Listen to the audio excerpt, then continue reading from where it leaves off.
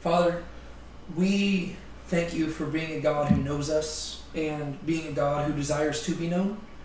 We thank you for giving us your word, that we could study it and that we could grow in understanding, that we could grow closer to you, God. We thank you for all you accomplished through sending your Son to us, God, and through the death that he gave on the cross and through the life that he was raised to and the promises that we get to partake in because of that, God.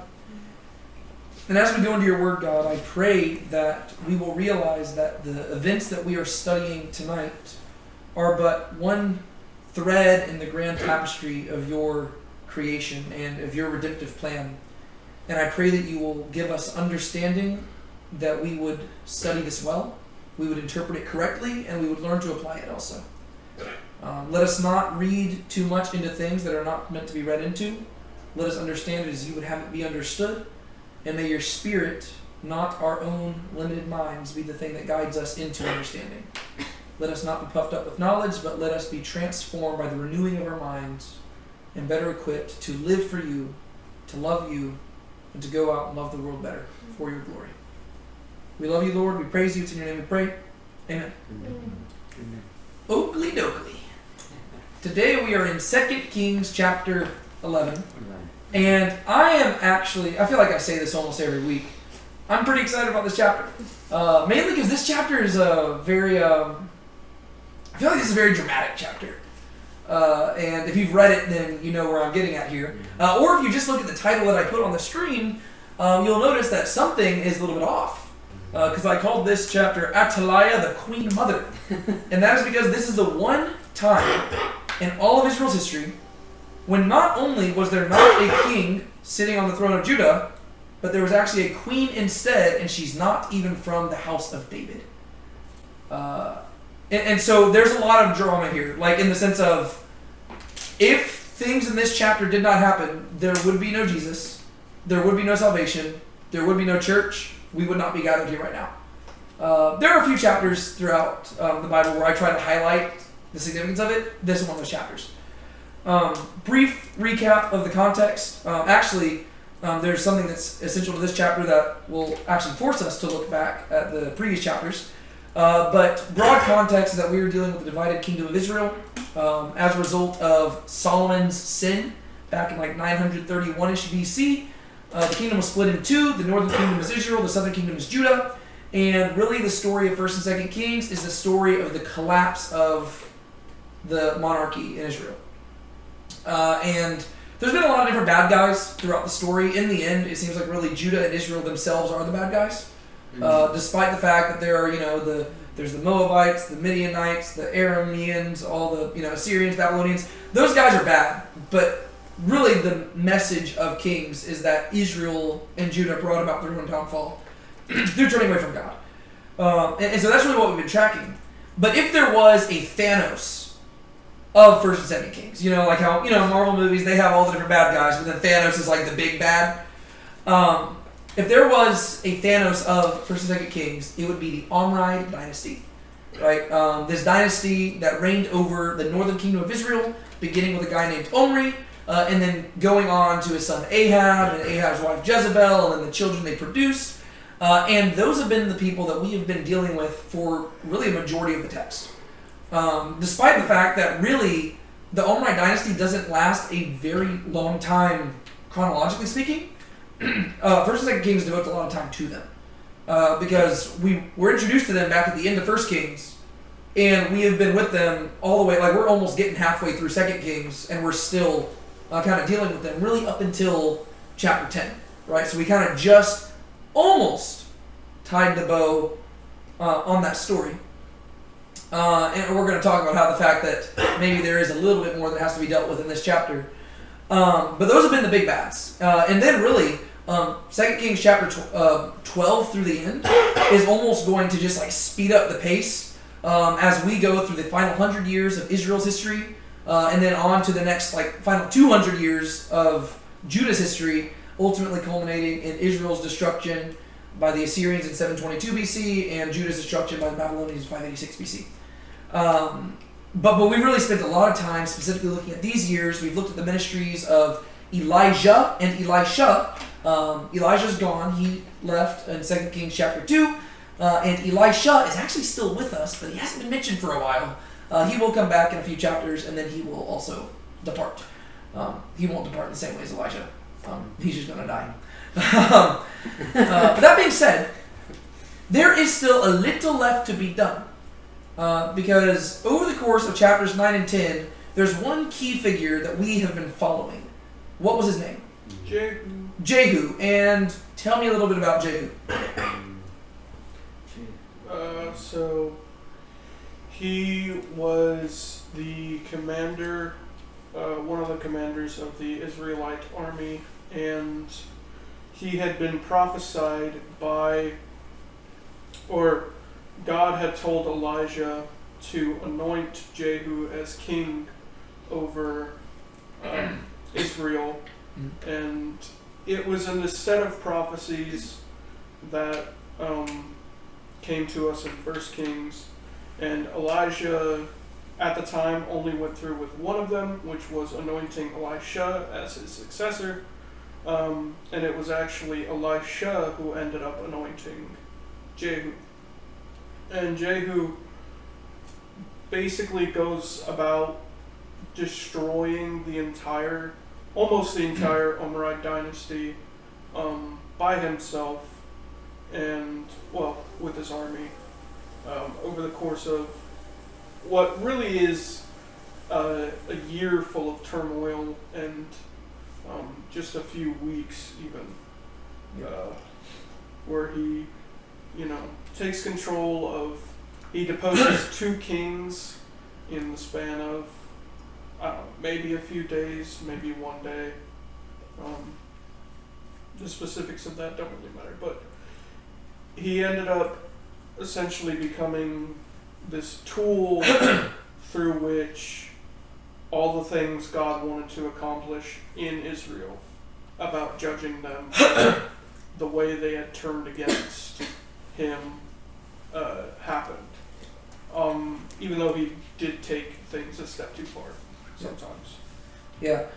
In many ways, Jehu is kind of like Batman, because he just goes around basically, not necessarily through his words, but through his actions. Every time he meets somebody, he's declaring, "I am vengeance." Because we talked about this, Jehu is the only king of the northern kingdom to be anointed, right? So he is in many ways the northern Mashiach, the northern Messiah. And so Jesus is going to be compared to Jehu a lot.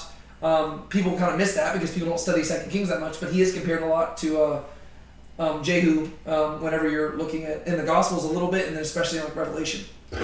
And so Jehu is this character of vengeance who basically is anointed by God and given the specific task of wiping out the house of Ahab, right? The Omride dynasty, that is his job. And so we saw Jehu accomplish that in chapters 9 and 10. And then we saw Jehu kind of meet his end, and he died. I believe we saw his death, I think, in chapter 10. Like, it didn't detail his death, but we just saw the end of his career. Yeah. We really don't learn anything else about his reign other than his acts of vengeance, because really that's what mattered, right? What mattered is what he accomplished for the Lord, and we saw that he wasn't like the best of kings, because he didn't wipe out the golden calf worship, but he still did lead some reforms, right? Which then leads us to chapter 11.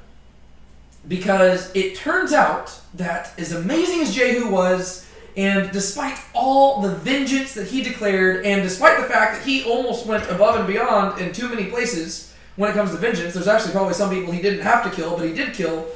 It turns out that there is somebody that he kind of forgot. Who is that? Athaliah! Yes, Athaliah, the Queen Mother. Because it turns out that the Omride dynasty has infected the southern kingdom of Judah as well. Because if you remember, Jehoram, the king of Judah, in his efforts to kind of, be at peace with the northern kingdom of Israel, he married one of Ahab's daughters, right? And that daughter's name was Athaliah. And so, because of what Jehu did, and Jehu killed Athaliah's son, right? Because that's part of the whole vengeance thing. Well, now there's a vacant throne, and Athaliah decides that she wants to be like her mother Jezebel, and she wants to seize power for herself. And so it turns out that whenever you look at the southern kingdom of Judah, they need a Jehu of their own. And this story is about the Jehu that they received.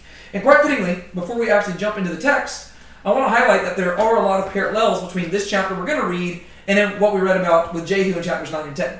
Right? And so just like in chapter 9, we saw that Jehu was given a secretive coronation. If you remember it, that's when Elisha sent the young man to go and anoint Jehu, and then everybody started pronouncing, Jehu is king, Jehu is king. And Jehu said, hey guys, keep it down so that like I can go and like kill some people. I don't want them to know. Well, we're going to see another secretive coronation in today's chapter. Just like trumpets announced that Jehu was king, we're going to see trumpets announce a new king in this chapter as well. Just like people shouted, Jehu is king, back in chapter 9, in this chapter we're going to see people shout, long live the king. And sure enough, that is actually the basis of why people shout that to this day, and like other in the UK and stuff like that. It actually comes from this chapter right here. And also, traditionally speaking, whenever a monarch ascends the throne in the UK, they are given a Bible. That also dates back to this chapter right here, because whenever the king is made king, he's going to be given a Torah scroll. And so, fun historical fact there. In chapter 9, a king cries out, treason! Right? Because remember, Jehu shows up, and he's like, hey, I'm here to kill you. And then the guy turns around, and he's like, run! Because he's trying to warn the king of Judah. Right? But then they both end up getting killed. Well, in this instance, a queen is going to cry out treason. In chapter 9, Jehu had Jezebel, the queen, killed. And in this chapter, the southern Jehu, named Jehoiada, he's going to have Athaliah killed. And yes, I am just realizing that I did misspell Athaliah on that part. And then both of the stories are going to conclude with the house of Baal being destroyed. Right? And so this is something where we do get to see that what God is doing is he is purging both the northern kingdom and the southern kingdom for basically revival. And he is giving them basically one last chance. Right? And the northern kingdom, as we saw, they kind of failed. But the southern kingdom is going to do pretty good. And so the southern kingdom is going to end up lasting a little bit longer, and they're going to still kind of ebb and flow a little bit. But the northern kingdom, very quickly, we're going to see them eventually fall apart and ultimately be destroyed. Sound good? Well, doesn't sound good, but like, you get what I'm saying. I'll just say like one last thing before we move on. It's not necessarily like as relevant to like that specifically. Okay. Just because I haven't heard us talk about it, unless y'all did a day I wasn't here. But is there intentional paralleling between like Jehu and like King David? In what ways? Well, just like the whole like him being coronated in secret and like kind of being in a sense God's way of like dealing with a bad dynasty, and like does that make sense? Yeah, I haven't thought about it, but that makes sense. Like it shows like how things have changed since the times of David, but like like if you would compare like the house of Ahab to like the house of Saul. Yeah. He is like kind of anointed in secret to deal with the house of Saul, but obviously their approaches are different. But. Yeah, I would say that actually does make a lot of sense in the sense of since we know that each king is ultimately compared back to David. Mm-hmm. Like at the end of their reign, it always says like, did they live up to David or did they not live up to David? So everybody's compared to David in the end. Mm-hmm. The northern kingdom is typically more often compared to Jeroboam. Yeah. But I will say that. I imagine that the author probably is definitely doing that intentionally. I hadn't even thought about that really. I said it was like intentional. Yeah, but at the very least, even if it's not intentional by the author, we can say that it does kind of just give us an idea of how God does things, right? God, a lot of the times I think we like to think of God like, we want God to be like super flashy and out in the open, like just doing things publicly and just like showing where he's at. Whereas I think, if anything, what we see in 1st and 2nd Samuel and 1st and 2nd Kings is that God is very crafty, and he will do things in secret that will only come into the light later on. And we see that a lot, especially whenever people are being corrupt, right? And we talked about this verse last week. I always forget what the passage is, but it's the verse where it says, with like with the honest, God would deal honestly, but with the crooked, God will deal crookedly. To where it's like, if you are, a crooked person who is not totally honest with God, well, God will play fire with fire. And that doesn't really jive with people's theology of God, but that's how the Bible presents it, right? He isn't beyond being a little trickster. And that's what we see in the story of David and with Jehu. right? And what we're going to see here too. I think if anything, God has a flair for the dramatic, right? And he could have anointed David publicly, but instead he anointed him in secret, and he took joy in rising David through the ranks and giving him this dramatic rise that eventually won the people's hearts and left the people placing him on the throne. And same thing with Jehu here, and I don't know. So it could be intentional by the author, or it could just be that that's how God works, and he likes to do that. Yeah, that's true. Yeah, so either way. That makes sense. Let's get into the chapter itself. Let's read verses 1 through 3. Also, just so you know, you can see where we're at on the timeline there. Up on the top, you can see where Athaliah is at.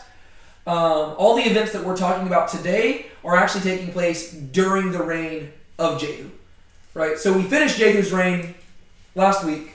And then now it's like we kind of have to like rewind a little bit because we're jumping back over to Judah and we're seeing what's going on there during Jehu's time. Make sense? All right. Take it away, Sean. Okay. Now Athaliah, the mother of Ahaziah, saw that her son had died. So she rose and caused all the royal seed to perish. But Jehosheba, the daughter of King Joram, sister of Ahaziah, took Joash the son of Ahaziah and stole him from among the king's sons who were being put to death, and put him and his nurse in the bedroom. So they hid him from Athaliah, and he was not put to death. So he was hidden away with her in the house of Yahweh 6 years, while Athaliah was reigning over the land. Very good. All right, so what do we see happening in this chapter? Or in these verses, I guess. One thing I see is somebody wants a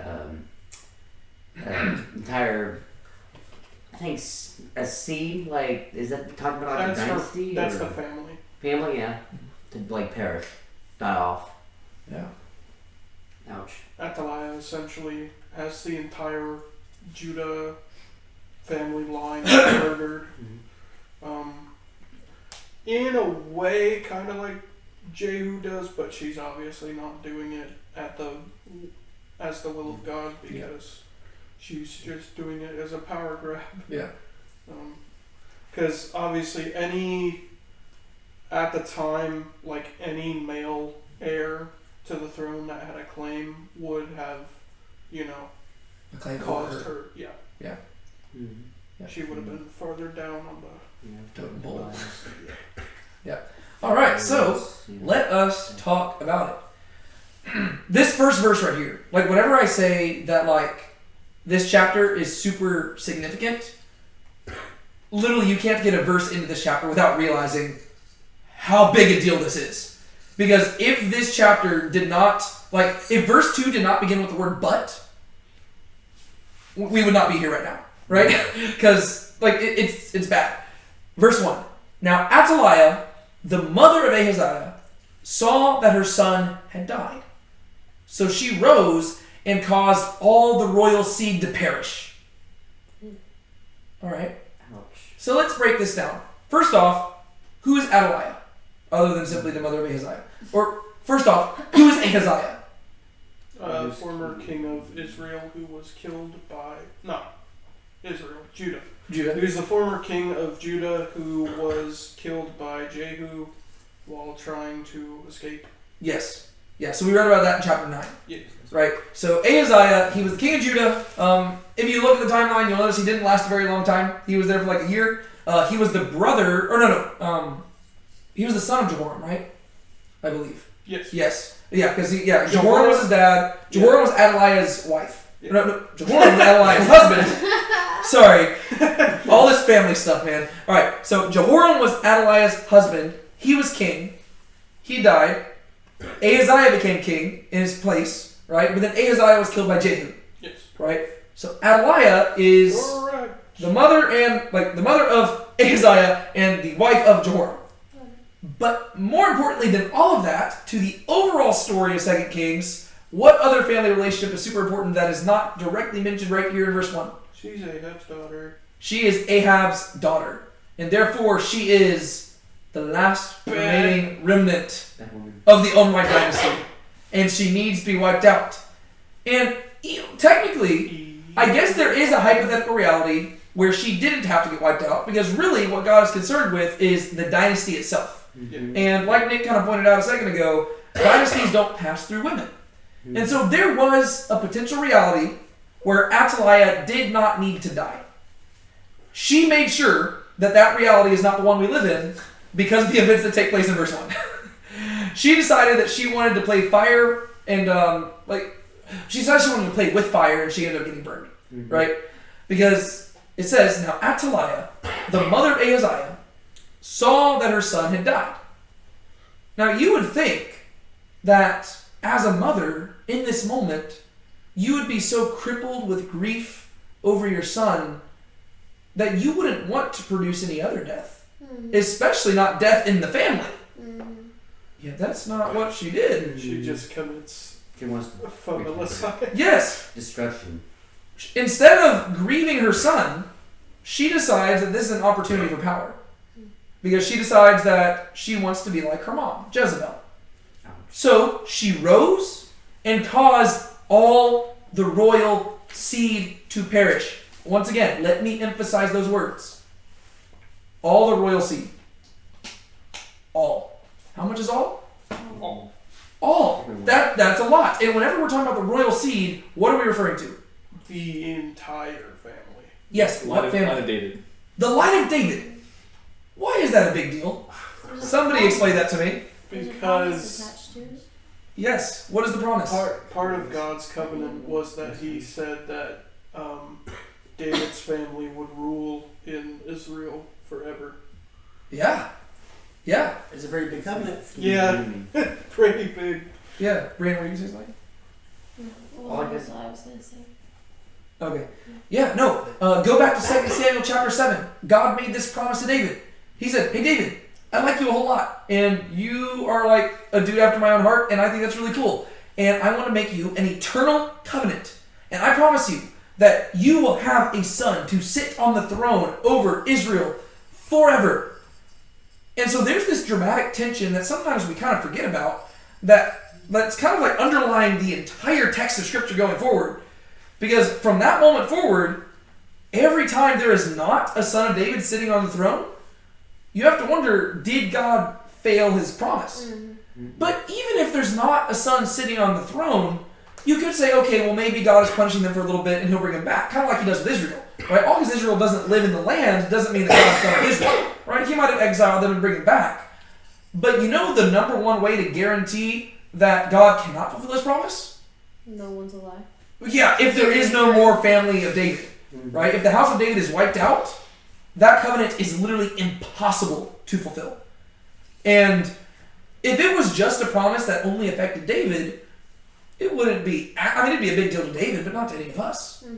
But the issue is, it's not just a covenant that affects David, right? There were also a lot of other promises that tied into that promise that were also put onto it, right? So not only was he saying, hey David, you're really cool and I want to give you an eternal dynasty, he also was communicating, oh, by the way, you know that redemptive plan that I am setting in motion wherein one day I will redeem and restore all things? And I will handle the sin problem and I will fix the curse that was placed upon the earth?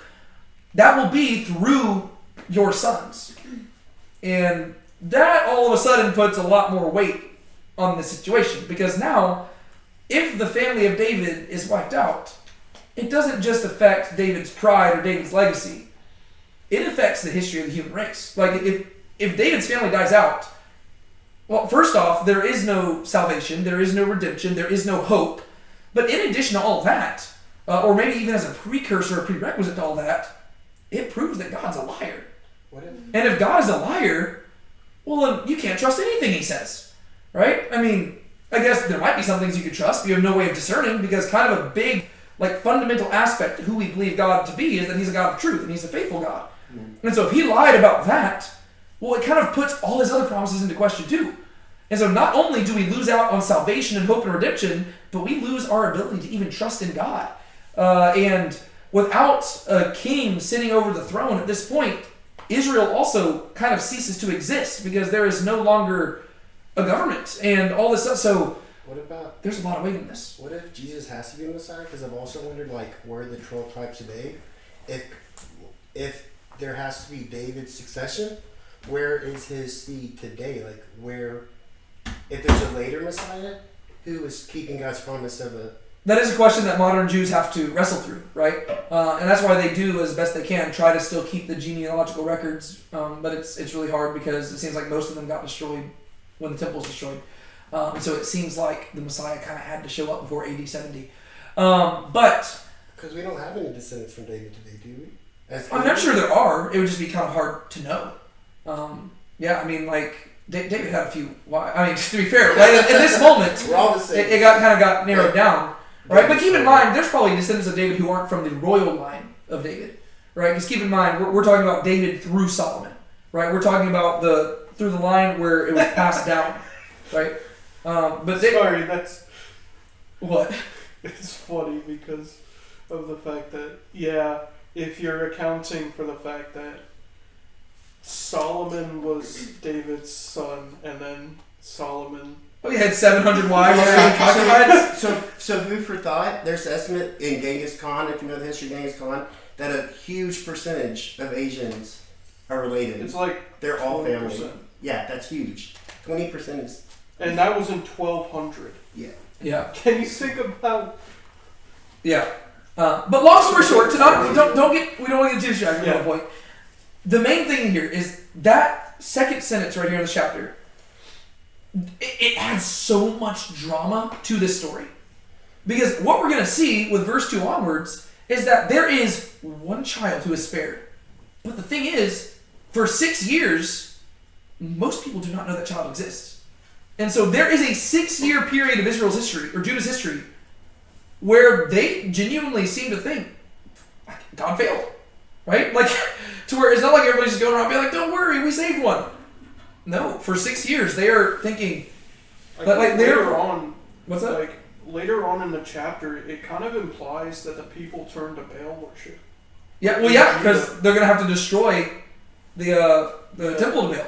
Yeah, to where there's a lot of stuff that's probably just unsaid in this chapter because the chapter isn't exhaustive. I mean, the whole book isn't exhaustive. But if you just place yourself in the mindset of the Israelites at this time period, or the Jews, I guess, the Judahites, this is terrible, right? Not only do we have a king being murdered by another king who just murdered another king, not only do we have this one king in Israel going on this murderous rampage, but the queen mother decides that she's going to kill her own grandchildren. Because keep in mind, that's who these other kids are, right? And she decides to wipe them out. That's a lot of murder. Yeah, yes. It is a lot of murder. And so just that phrase right there. So she rose and caused all the royal seed to perish. If the second verse did not begin with the word but, you might as well just end the Bible right there. Because if the royal seed perishes, then all hope for David is gone. All hope for Israel is gone. There is no purpose for Israel to exist anymore. And all hope for us is gone. And so, might as well just end it. We'll have Genesis 1 through 2 Kings 11. It was a nice ride. Maybe we'll try again in the future. But the cool thing is that's not how the story ends. As is the case with many stories in Scripture that could end in a negative note. God intervenes and He saves the day. And He decides to do it through a woman. But Jehoiada, the daughter of King Joram, sister of Ahaziah, took Joash, the son of Ahaziah, and stole him from among the king's sons who were being put to death, and put him and his nurse in the bedroom. Alright, so what takes place there?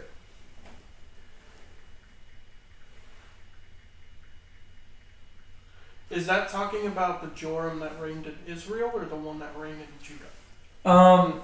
So it says that she is the sister. This is where, once again, it gets super confusing. Yeah. She is the sister of Ahaziah, which means that she is, like, this is talking about the Jehoram in Judah. Right? Sorry, it's just confusing for me. Yeah, no, it is confusing. And so basically, this is her saving her nephew. Yeah. Yeah. It's confusing because there is a Joram in both, Jehoram or Joram in both. But yeah, so what does she do? Steals him. Yeah, she steals him and hides him without anybody knowing. Saves life. I want to see if anybody else is nerding out like I kind of am a little bit. Is there another story, not necessarily in the Bible, that this reminds you of? Can it be like anything? Yeah, I guess stuff like this happens in a lot of different stories, but there's just one story in my mind that Of a baby being hidden in a temple. Oh, yeah. of a baby being hidden in order to preserve. Well, I guess actually this is similar to what. Honestly, I wasn't even thinking of that. Yeah, like hey Joseph. Once I started repeating it, I realized wow, this happened with both Moses and Jesus. Technically, I didn't think of Jesus. yeah. That's not what I was thinking of though. I was actually thinking a little bit more specifically, like the circumstances around this. But I was more thinking something from mythology. Hey Joseph. Good. Yeah, George is there. We got George there. Yeah. I guess it's kind of similar to Hercules. Well, it's similar to Hercules in the Disney animated movie. There's a lot of stories. No, so I was thinking of Greek mythology. Whenever Cronus, whenever Zeus. like Cronus decides that he is going to, like there's a prophecy that his son is going to one day overthrow him, and so Cronus decides that he is going to eat all of his children. Wow, that was a very strange response to cannibalism. It's not funny, but it's yeah. sad. But Cronus decides he's going to eat his children, and then Rhea, Cronus' wife, steps in and she hides Zeus away in a cave, right? And Zeus is raised up in secrecy, and then eventually She also feeds Kronos a rock. Oh yes, she does that. Yeah. She wraps up like a rock in swaddling clothes and gives it to Cronus. So Cronus eats a rock and thinks that he ate Zeus because Cronus is stupid. Yeah. And then once Zeus has become a man, he returns and he defeats Cronus and delivers his god siblings out of Cronus's belly.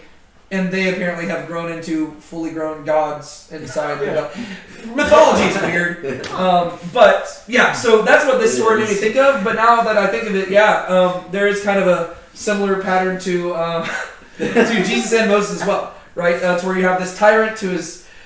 It turns out that governments can be corrupt, and the Clintons weren't the first to be accused of killing a bunch of people. And I probably shouldn't have made that joke in something that's going online because.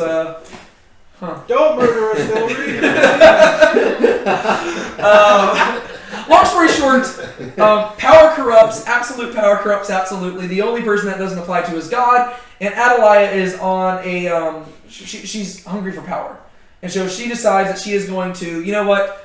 She's going to finish what Jehu started. And if Jehu's going to kill her son, well, know what? She's going to go and kill her grandkids. Because that makes sense.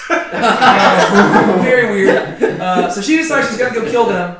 But then you have Jehoiada, who I guess in this case would be, I'm trying to wrap my mind around this. This would be Athaliah's sister-in-law. Is that correct? Right? I think that'd be the sister-in-law, right? Because daughter-in-law. Daughter. Oh no, just straight up daughter. Daughter. The king of Joram, sister of Ezra. Unless it's from a different wife. But yeah, so it's either daughter or stepdaughter. But the daughter basically sneaks in. She takes Joash, the son of Ahaziah, stole him from among the king's sons who were being put to death, and put him and his nurse in the bedroom. Right? So she hides him away seemingly in her own room to avoid him being slaughtered with the rest. So they hid him from Athaliah, and he was not put to death. But I don't want to miss how intense the moment right here is, though. Because that means that the redemptive plan of God and any hope of future salvation and God's faithfulness to David is now funneled down to one infant child hidden away in a bedroom. That's that's pretty dramatic. So he was hidden away with her in the house of Yahweh 6 years while Athaliah was reigning over the land. Now this is kind of cool. This is good. Where is he raised at? In the temple of God. In the temple, right? That's neat, right? To me, this does kind of bring to mind Jesus, because the one story we have of Jesus as a child is when he's 12 years old, and he says, "I was in my Father's house," right? Interestingly, Jesus is, to be fair, the temple's going to be destroyed and rebuilt in between, but where Jesus was at is the same place where this kid was being raised up, right? And in many ways, what we see here is God fulfilling his promise to David. Because whenever God made David that promise, What did he say? There's going to be the relationship between him and David's sons, between God and David's sons. He said, "I will be as a father to them." Right, and this is why, quite fittingly, the sons of David can be called the sons of God. Right, and then Jesus just happens to be like the Son of God. Right, to where he is actually God in the flesh. But God promises David that he will act as father to David's sons. And so in light of Joash's father being killed, and in light of his grandfather being killed, and in light of his grandmother seeking to kill him, it's almost like God himself adopts Joash and brings him into his own house and raises him up like in the shadow of his wing. Right? That's kind of cool. And so he's just hidden away in the house for 6 years. And keep in mind, this boy is an infant whenever he is placed there. And so he's not going to come out until the 7th year, which means that whenever he is actually declared king, how old is he going to be? 7 years old. Right? That is, what, like some of your first graders are probably 7 years old, right? Yeah. Like a Pharaoh ruling at 9. I'm not sure. Yeah. Yeah. Isn't that crazy? And nowadays it's like we're in school till we're like 25. It's like, back then they're like, you better grow up quick, son. You're gonna be reigning in a few years. But Dad, I'm only 7. Too bad. All right.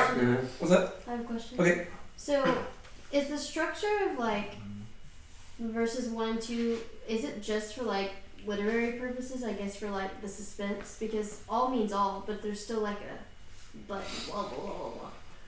I 100%. Like the author was just like for literary purposes, like you're on the edge of your seat and you're like, oh, there's a but. Yeah. Because all means all, but it's not actually all. Yes. There's still one left. No, 100%. Okay, cool. And also, to be fair, in Hebrew there wasn't like in original Hebrew there wasn't like punctuation or anything, and so you could hypothetically just replace the period after perish with a comma.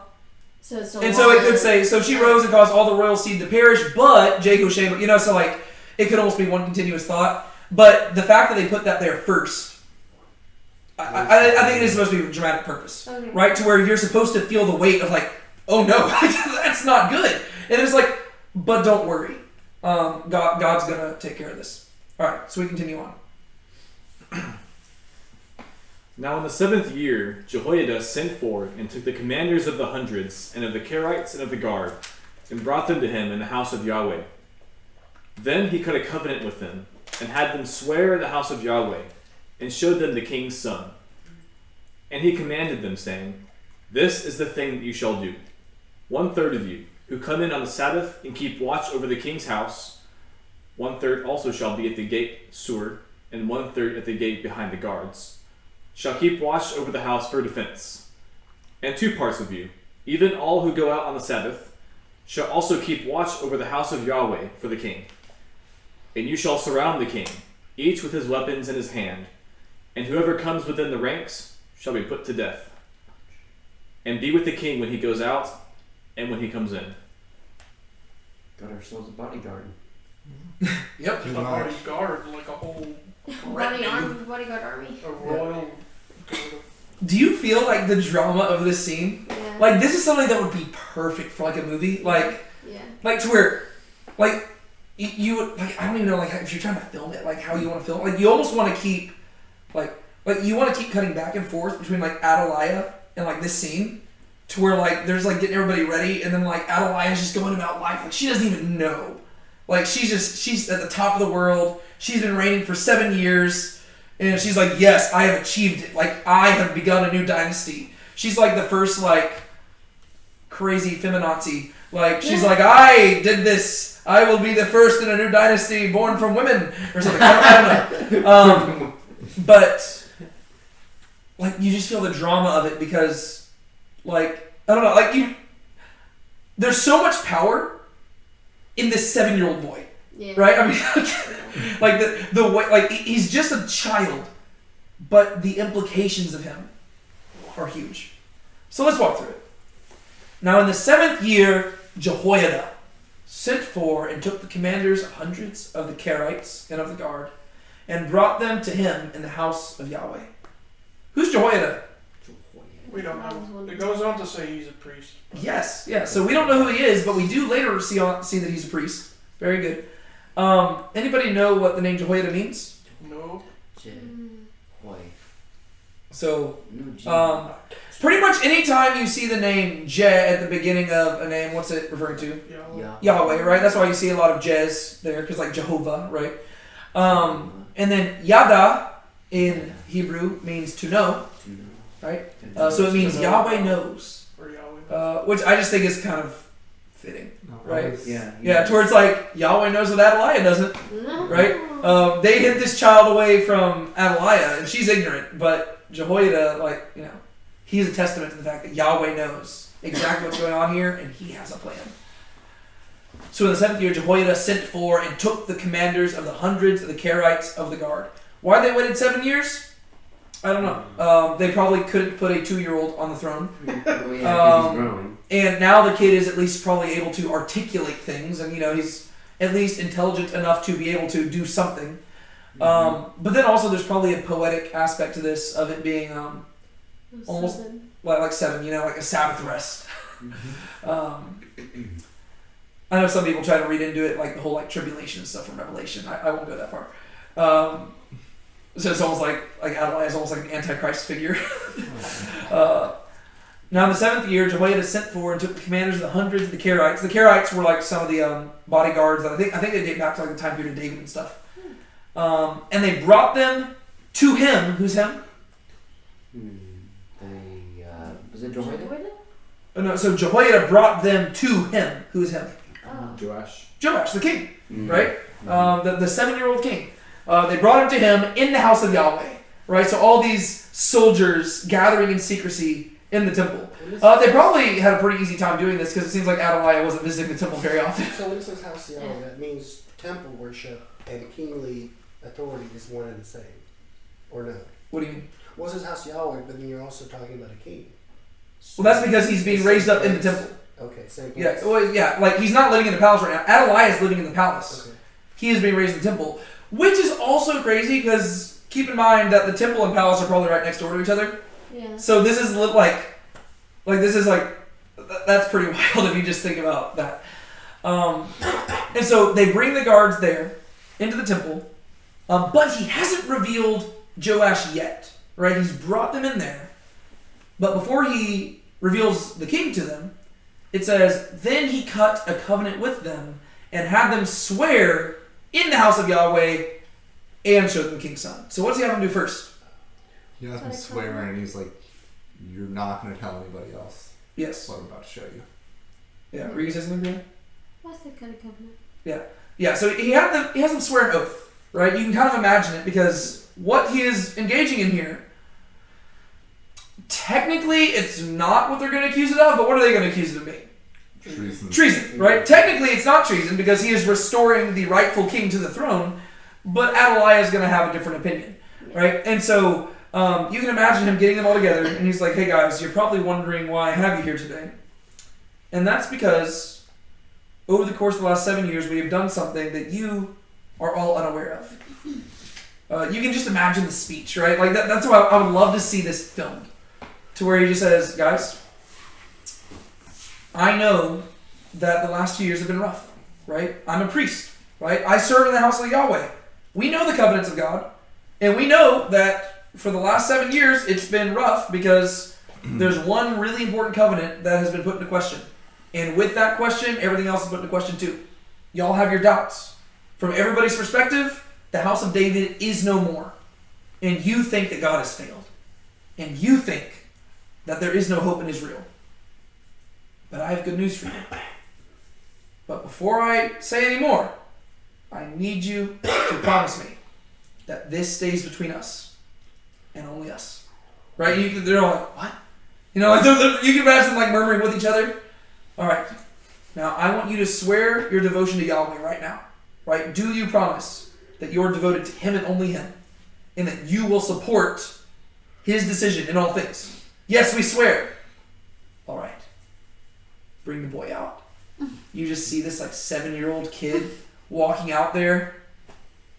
Everybody starts cheering. They're like, keep it quiet, keep it quiet. The moment, like, it has to be so, like, there's just so much drama right there. I just want to see a movie of it. He cut a covenant with them. He had them swear in the house of Yahweh, and he showed them the king's son. That moment right there, huge deal. God has not failed. There is a God in Israel. He is faithful to his promises. He will do what he has said he has done. There will be a Messiah, right? That's ultimately what this also communicates, right? Because against all odds, there's still a remnant, and God always preserves a remnant. And he commanded them, saying, this is the thing that you shall do, right? He says, all right, we don't have time to just goof around. We need to talk plans. 1/3 of you who come in on the Sabbath and keep watch over the king's house, 1/3 also should be at the gate of Sur, and 1/3 at the gate behind the guards, shall keep watch over the house for defense. And 2 parts of you, even all who go out on the Sabbath, shall also keep watch over the house of Yahweh for the king. All right, so what does he say here? He's saying you even have to work on the Sabbath in order to protect this, or to protect the kid. So, yes. So in general, since they are temple guards and stuff like that, they would be expected to work on the Sabbath either way, but he's actually being really smart here. Jehoiada, kind of like Jehu, very cunning individual. What's so smart about it? Like, so the shifts would switch on the Sabbath, right? So you would serve from Sabbath to Sabbath. So what's so cunning about his plan here? People wouldn't make plans and attack or do anything on the Sabbath? Yeah, so people's guards are going to be down, right? Keep in mind, this is very similar to, on October 7th, right? Whenever the Palestinians attacked Israel, they did it on the Sabbath day because they knew that that's when people had their guards most down, right? So Jehoiada, in many ways, is doing that. But in addition to that, he's being very clever because if at this moment they are shifting, like they're changing shifts, that means there's going to be more of them present at that moment than at any other moment, right? Because when one person's on shift, there's that whole group. And then whenever another group is on shift, there's that whole group. But whenever they are changing shifts, the groups converge, right? And so he says, okay, for those of y'all who, that you were serving right here, that's whenever, you need to go to these positions. For those of y'all who are arriving for your shift, I want you to go to this position, right? And so he's organizing all of them at the location so to make sure that they have as many people as possible. And 2 parts of you, even all who go out on the Sabbath, shall also keep watch over the house of Yahweh for the king. Right? So those of y'all who wouldn't usually be working, you are going to come in that day too. And you shall surround the king, each with his weapons in his hand. Why would they do that? To protect him. To protect him. Yeah. Because... Just be ready to go. Yeah. Because who is the most important person in this whole thing? The king. The king. Right? The rest of you, if you die, we still have a kingdom. If this guy dies, the kingdom is gone. This is very similar to, this is how most kingdoms work, but there's a book series I was reading a few months ago that's about King Arthur. And there was this whole thing. Actually, we see something very similar with King David as well, now that I think about it. But in the King Arthur book series, there's this whole scene where Arthur's wanting to go out to battle, and his men have to say, no, you can't. And he's like, but I want to fight for you. And they're like, dude, if you die, the kingdom dies with you. If we die, the kingdom sees another day, right? And that's very similar to what the David's soldiers told him whenever Absalom rebelled, right? David's like, I want to go fight, and they're like, David, first off, you're too invested in this, and you want too much to save your son, and that's not necessarily going to be a possibility. And secondly, if you die, the kingdom dies with you, right? So we're kind of at the same thing right here, right? So he says, you're going to show up, we're going to have people posted at every entrance, we're going to have people surrounding the place, and we're going to have people surrounding the king, and everybody better have a weapon in their hand. We are not going to let them touch this child. Which again is crazy, because if you just imagine the scene, it's kind of funny, because he's 7 years old, right? This first grader is being treated like the number one most important person, and that's because he quite literally is. If this first grader dies, the hope of all humanity dies with him, and I'm not being dramatic. That's quite literally what's at stake here. If he dies, the only way to solve this is by traveling back in time and trying again. There's literally no other way. Because he's not even old enough to have a secret child, right? This kid has not hit puberty yet, right? He's 7, right? If he dies, it's donezo. So 2 parts of you, even all who go out on the Sabbath, shall also keep watch over the house of Yahweh for the king. And you surround the king, each with his weapons in his hand, and whoever comes within the ranks shall be put to death. So what's the instruction?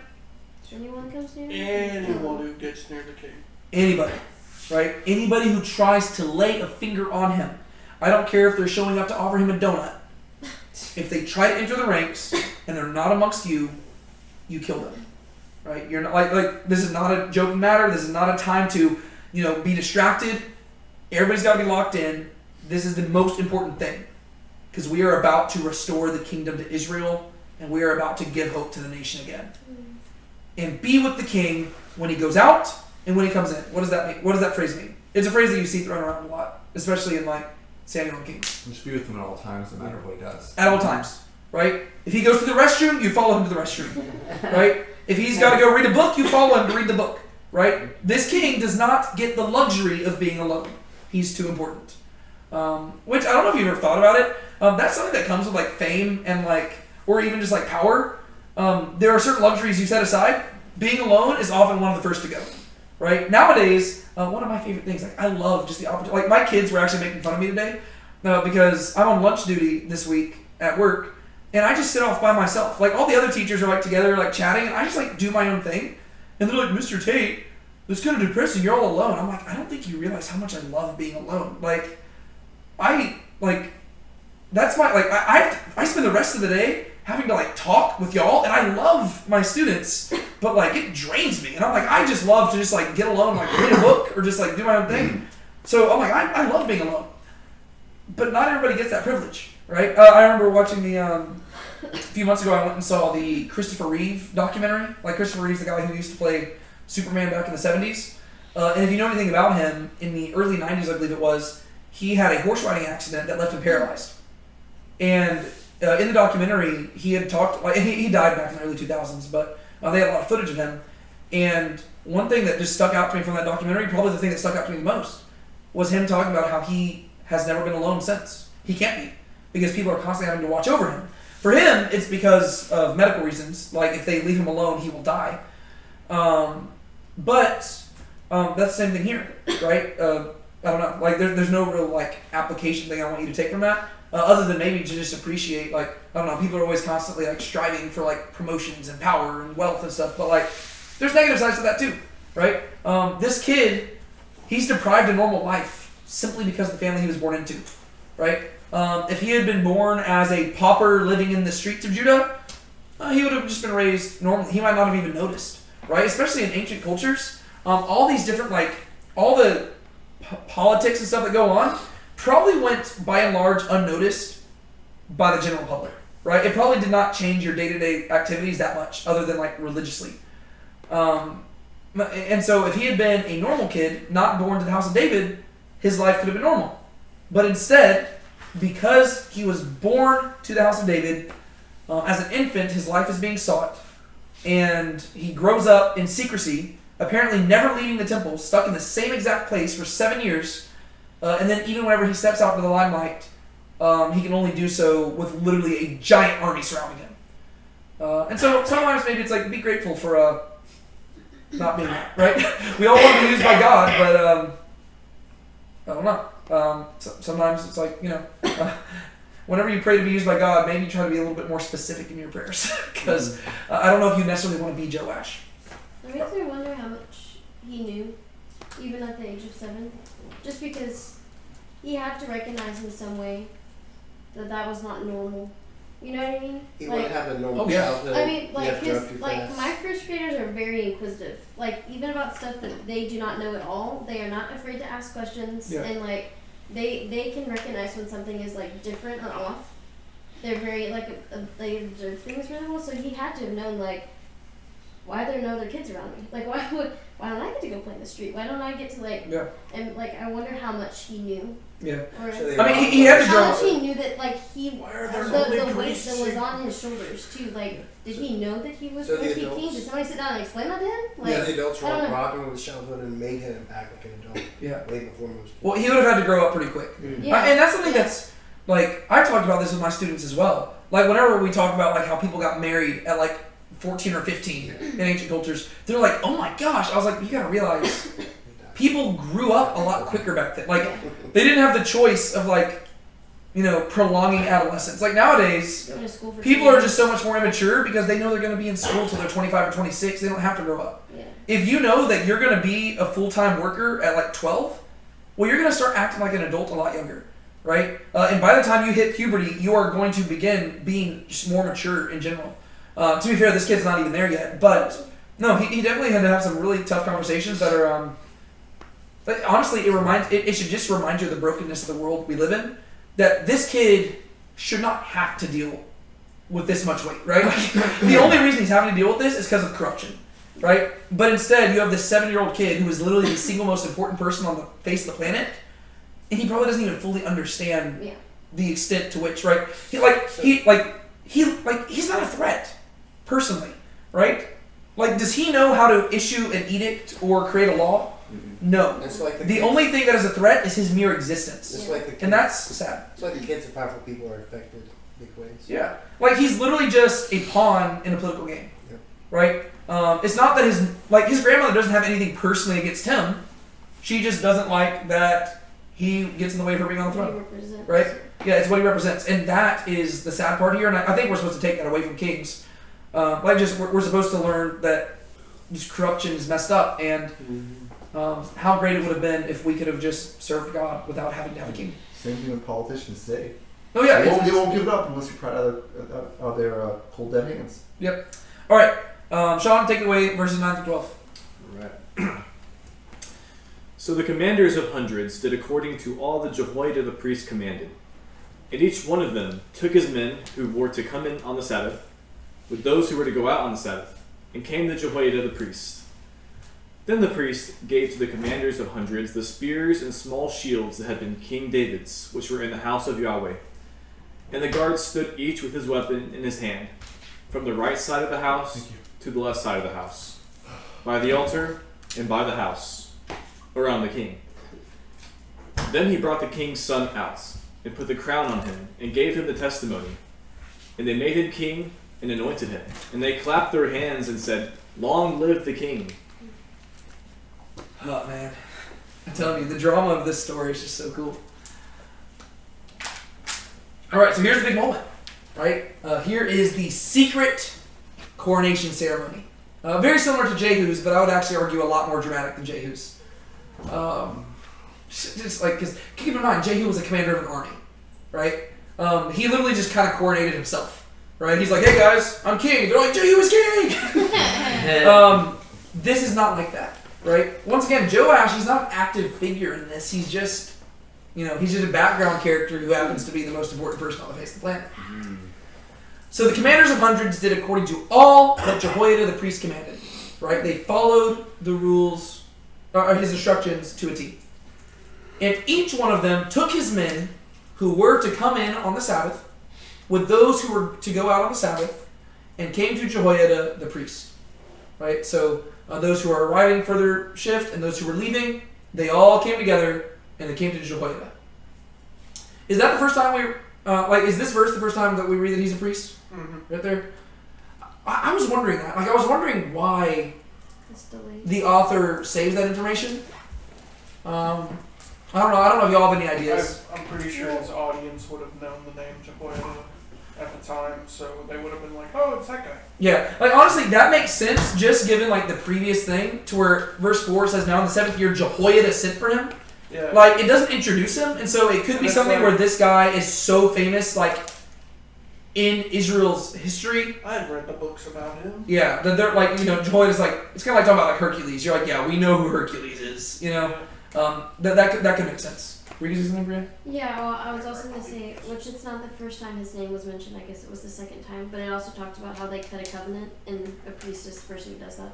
Otherwise, there would have been something really corrupt going on there. Yeah, that's true. I mean, He's in the he temple was doing anyway, priestly acts, but that's still not the first. I guess that was the second time his name was mentioned. yeah, it kind of And explains. yeah, It explains why these people are listening to some dude in the temple. exactly. Right. But yeah, he's in the temple and he cut the covenant. And Yeah. he's giving directions. Yeah. And so they all gather according to his instructions, and then we read, "Then the priest," so this would be Jehoiada, he gave to the commanders of hundreds. I love this detail. This is great. "Then the priest gave to the commanders of hundreds the spears and small shields that had been King David's, which were in the house of Yahweh. That's cool. So what's cool about that detail? Well, they're protecting a king who is from the line of David with his spears and shields. Like, that's just really cool. Does this not seem like it belongs in a movie? Right? This is like one of those things where, I don't know, did y'all see Gladiator 2? A lot of people didn't like Gladiator 2. I thought it was fine. But throughout Gladiator, like throughout the movie, people keep referring to Maximus, right? Who's from Gladiator 1, right? And they keep referring to like his armor sitting on the wall, or it's like hanging on the wall that they've like kind of like dedicated him. And by the end of the movie, spoiler alert, the new main character, he goes and he takes that armor down and he like wears it into like to go fight. And it's just a cool moment, right? Regardless of what you think about the movie, it's a cool moment because of what it represents, right? Right here, like Brianna's kind of pointing out, here these people are gathering together to defend the house of David. And they're looking around and they're like, well, how can we possibly have enough like armor to, equip everybody to defend this king? Because we're in the temple, right? Keep in mind, these people are not the regular army. These are temple guards. The regular army are probably under Athaliah's instructions, right? And so these are people who were devoted to David, who Jehoiada was able to, gather together, and then temple guards and stuff like that, right? So they don't have access to the whole armory, right? The army does, and they're trying to figure out what do we equip ourselves with. And then you can just imagine somebody being like, whenever Solomon built this temple, he took a lot of King David's stuff and like put it in the treasury. And like it's poetic, right? To where it's like that makes it's almost like God prepared them for this moment. Yes. Right? To where it's like, of course, yes, like we are going to save David's house using David's armor in the house of the Lord. Like this is exactly how David wanted it to be. Right? Like it's just one of those like cool moments where you can just imagine like two guys like locking eyes and like you think of what I'm thinking? It's like, yeah. And like they're just like strapping on the armor. It's just a cool moment.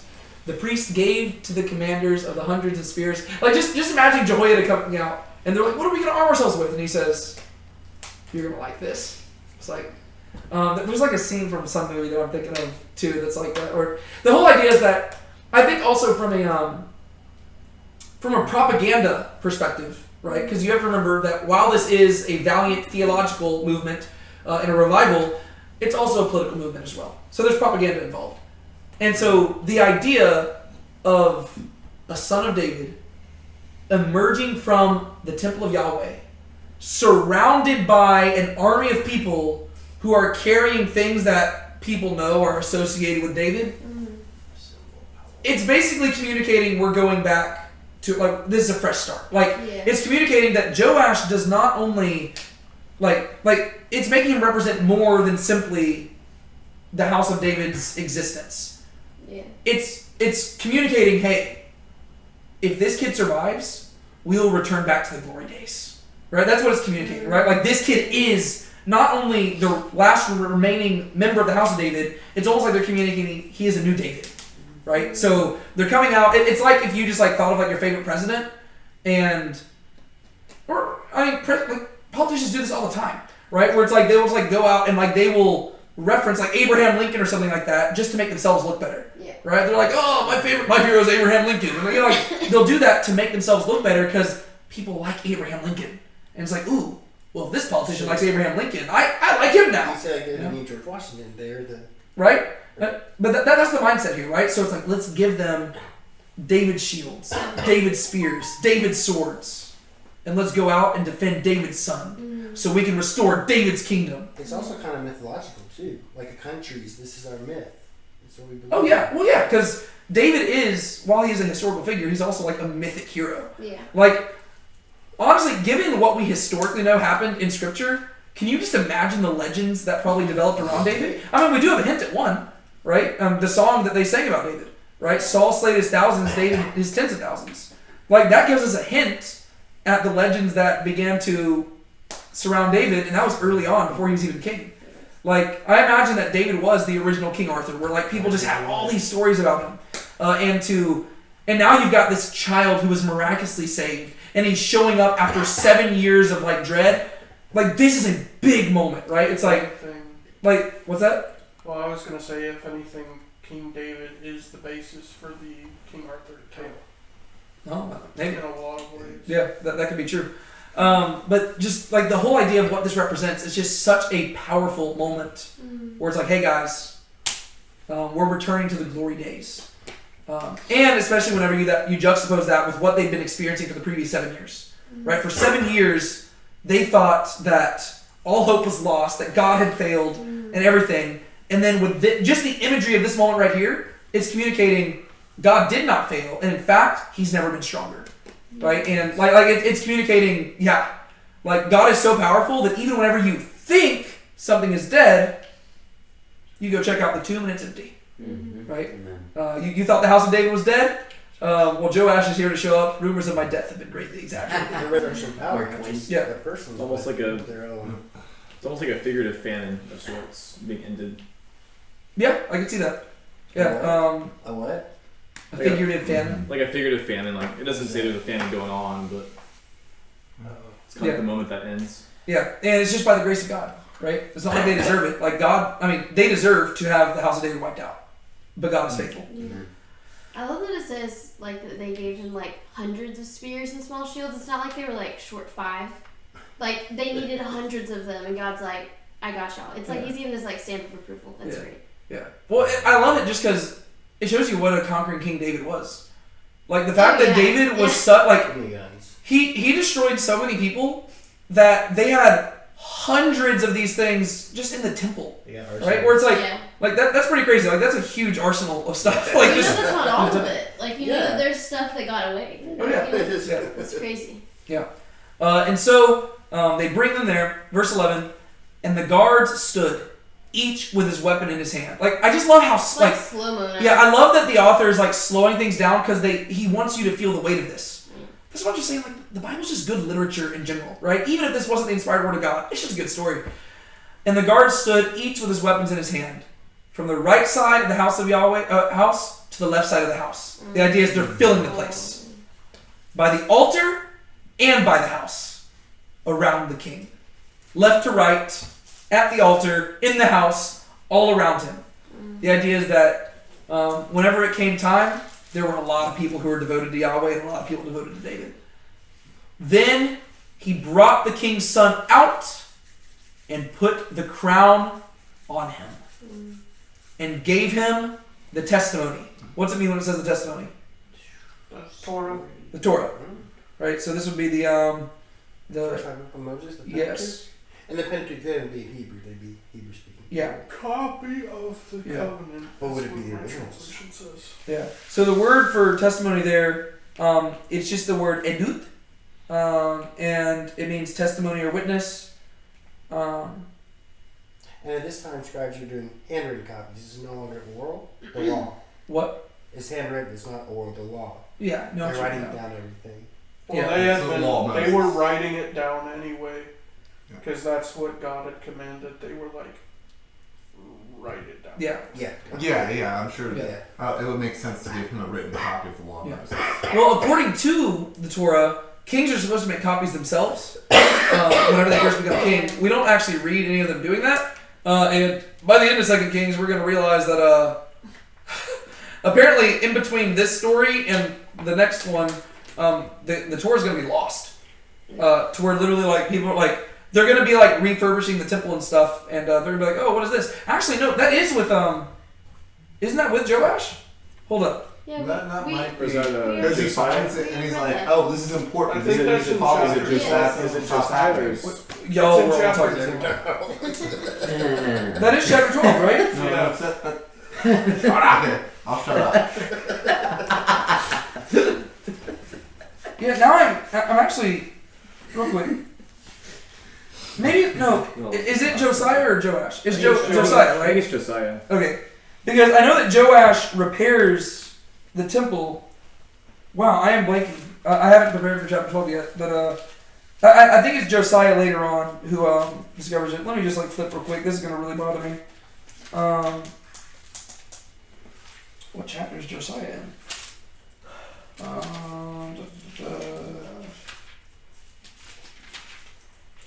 It's in here somewhere. Josiah. Oh no, it's Josiah. It's not. It's chapter 23. Yeah. So I was really blanking because I was like, wait, if that's Joash, then like, when did he lose the Torah? But no. So we see that like what he receives here, the testimony, that is the Torah, right? But between now and Josiah, who is a later king of Judah, who is going to lead another reformation, the Torah is going to be lost. To where literally people are refurbishing the temple and they're cleaning it out, and they're like, "Hey, king, we brought this. We were cleaning out one of the back rooms, and we found this scroll, and it seems kind of important. We read it, and you should take a look at this." And he like reads it, and he's like, "Oh crap, we are screwed." And he like starts like ripping his clothes. He's like, "This is not good." But yeah, for a second, I always get Josiah and Joash mixed up because they're both like child kings who lead revivals, and like I always get them mixed up. But yeah, so they brought the king's son, they put the crown on his head, they gave him the testimony, and they made him king. They anointed him, and they clapped their hands, and they said all together, what is the phrase in Hebrew? They say, Yehi Hamelech. Yehi Hamelech. Long live the king. And once again, like I mentioned at the beginning of today, that is where we get the, that's like why people shout that in like cultures nowadays too. Like it goes back to this story. To be fair, I don't think it like there's probably other cultures who shout very similar things because in general people want their politicians to not die. Why would you? Sorry. And so long live the king, especially if he's only 7 years old. Like they actually need him to live. Because keep in mind, we're not totally out of like the danger zone yet, because he does not have a son, and so he can't just make it through this. Like he needs to at least have a child. And since I'm assuming they took him out and did this, I'm assuming Athaliah has witnessed this and is like, We're getting there. She's about to hear about it. Yeah. It's like the Queen of England. That's the belief that they would have divine people who believe in that system. They're divinely, God gives them their authority. All right, verses 13 through 16, Sean. Then Athaliah heard the noise of the guard and of the people, and she came to the people in the house of Yahweh. And she looked, and behold, the king was standing by the pillar, according to the custom, with the commanders and the trumpeters beside the king. And all the people of the land were glad and blew trumpets. Then Athaliah tore her clothes and cried, "Treason! Treason!" And Jehoiada the priest commanded the commanders of hundreds who were appointed over the military force and said to them, "Bring her out between the ranks, and whoever follows her, put to death with the sword." For the priest said, "Let her not be put to death in the house of Yahweh." So that they laid hands on her, and she arrived at the horse's entrance of the king's house, and was put to death there. What I love is like how the narrator tells the story. If you didn't know the age of the king, you wouldn't think he's a child, because he sounds like a larger than life figure, right? Athaliah, it just says she saw the king, and she's freaking out. She's like, treason! Like she's like you think that she just saw like a giant standing in her place. Yeah. But no, it's a 7-year-old boy. But it's because of what that boy represents. Like here, she thought she could thwart the plans of God, and for 7 years she thought she'd gotten away with it. And she would have gotten away with it too if it wasn't for that meddling kid. See what I did there? It's a Scooby-Doo reference. Anyways, what happens? She notices what's going on. She looked, the king was there, and then she yells, "Treason!" And then Jehoiada's like, "Kill her." Yeah. But take her out of the temple first. Yeah, I don't want that wench's blood in my temple. I don't want her blood staining these floors. Okay, let's walk through it. Then Athaliah heard the noise of the guard and of the people, and she came to the people in the house of Yahweh. This is when she hoped that she had worn her brown dress. Because this is not good news for her. It actually reminds me of the beginning of 1 Kings. If you remember, who's Adonijah, I believe. Whenever David was old and he was getting ready to die, Adonijah decided to go and declare himself king. And then that's whenever Bathsheba and Nathan confronted David. And they're like, whoa, we thought Solomon was going to be king. And David's like, oh, yeah, you're right, he is. And so they secretly have Solomon coronated. And then, if you remember, I think it's in chapter 1, Adonijah, like, hears the sound of Solomon being coronated. And he's like, oh, crud. And he just, like, books it. Is that when he goes and grabs onto the horns of the altar? Yeah. I think, yeah, because later on it's Joab who does it. But yeah, Adonijah goes, he's like holding on the horns of the altar. He's like, I'm so sorry. And Solomon's like, just go home, brother. I don't want to deal with you. He's like, don't do anything or else I will have to kill you. And Adonijah's like, okay. And then later on, I think Adonijah tries to, he takes the girl that David had to cuddle with, which it wasn't a weird sexual thing. I know it sounds like it was. David did other weird sexual things, but not in that case. But he took Abishag, the Shunammite. Remember, Adonijah like tried to take her, and then Solomon's like, okay, well now I've got to kill you. Yeah, he asked Bathsheba to like ask David. Yeah. And then she's like, get a load of this guy. Get a load of this guy. Yeah. But yeah, so to me it reminds me of that. To where both situations you have like a secret coronation taking place, and the person who had what's the term for like taking the throne for yourself? Isn't that Abdicating? Abdicating is like getting rid of it. Like, yeah. You abdicate. What's the term I'm thinking? Usurping? Usurping, there you go. Yes. The usurper, they overheard the secret coronation going on, and they're like, What's this up? Uh-oh. This is not good news for me. I'm in danger.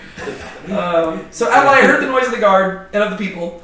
Because apparently they were secretive at first, but then once everybody started singing Long Live the King, it started getting rambunctious. And that's the last thing you want to hear whenever you're a queen who does not have a son who you are currently putting on the throne. It's like, wait, I murdered my whole Yeah. It's like what's going on? Yeah, it makes you wonder like what she was doing at the time. She's just going about her business. You know, she just thinks it's another day and 835 BC. I guess she doesn't think it's 835 BC because she's like watering her plants or something. Just watering her plants. Hey, wait a second. Long live the king! Long live the king! What king? Is there a new king in town? Right? Wait a second. Yeah, it's like Did I know this? That's an issue. And she looked, and behold, the king was standing by the pillar.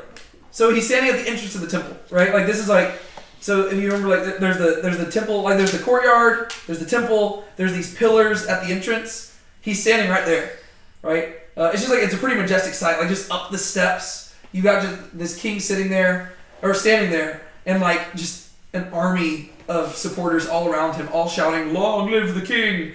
Long live the king!" She's a 7-year-old kid. And she looked, and behold! The king was standing by the pillar, according to the custom. So apparently this is how they typically would coordinate kings. We don't really read about that detail elsewhere, but apparently that's how it was.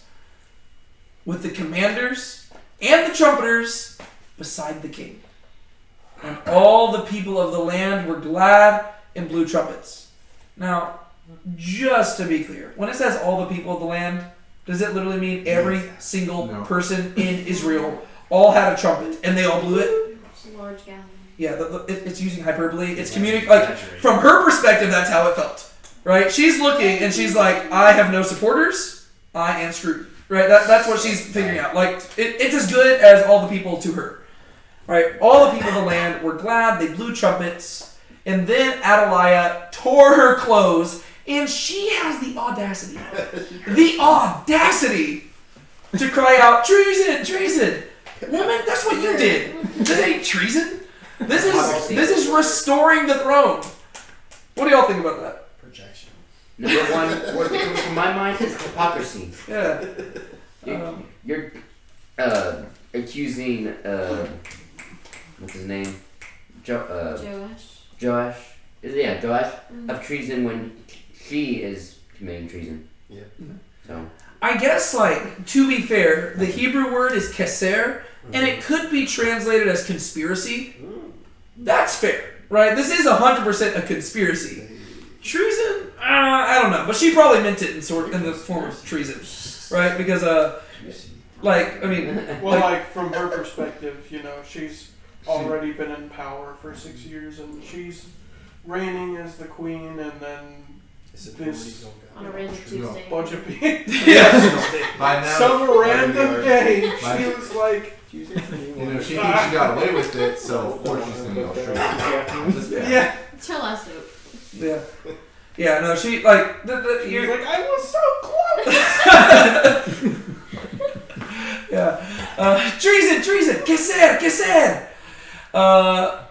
But nobody comes to help her. It's like, I feel like there's another story like that in the Bible too, where like, what was it?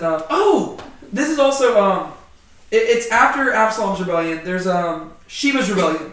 Do you remember so after David returned from Absalom's rebellion, whenever he returned into the land, the people of Judah were the first people to like welcome him back, and so they like accompanied him back to Jerusalem.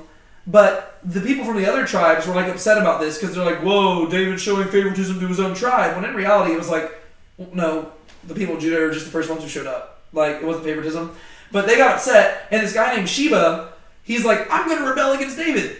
And so he like goes north, and he's like, "Everybody who's with me, follow me." But like nobody comes, and it's like, oh, so the rebellion is like it's quits like super quickly.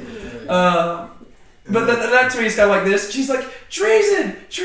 Somebody will help me! And like, it's just like crickets. Everybody's just... Too busy blowing the trumpets. Yeah, they're like, we couldn't hear you because of the loudness of our trumpets that all of us are blowing. Some of us went and bought trumpets for this occasion, actually. None of us wanted you there. What's that? I said, we totally knew this was going to happen. Yeah. You're dead meat. Yeah. Treason! And Jehoiada the priest. I love that it keeps emphasizing priests now. Yeah. Right? It introduced him as Jehoiada, but now every time it's the priest. And I think it's reminding us of his holy office, right? It's reminding us that he's not just doing this out of a political affiliation. He's doing this because he is devoted to God and his promises. Right? Like he recognizes the depth of what he's doing. It's not simply a political game. It was not something personal against Athaliah. It was something against what Athaliah had dared to do to God. Well, it's also like a shift in, like how we were talking about, it's more than, like whenever you're looking at Joash, it's more than like just who he is, but like what the future is going to be. It's like before, whenever it was still under Athaliah, it wasn't really mentioning him as a priest, but now that Joash is like getting closer to becoming king, they're emphasizing priest more because it's like leaning more towards the kingdom being back to what it once was under David. Yeah, you're stepping into the revival. Yeah. I also wonder, because up until recently we've been mostly in Israel, and we've been talking about how like the prophets have been kind of functioning as like God working like along the people, but like we haven't really been talking about prophets, but like I guess in this case you could say that he's kind of functioning in a similar way. He kind of represents like God stepping in and kind of leading. Yeah, that's fair. So it's like, because now that we're in Judah, not Israel, This the is actual all temple, because the priesthood is in Israel. Yeah. So God sends prophets. Well, yeah, because we kind of communicated, we talked about how in many ways in Israel, the prophet functions as almost a portable temple, right? Because they don't have a temple there.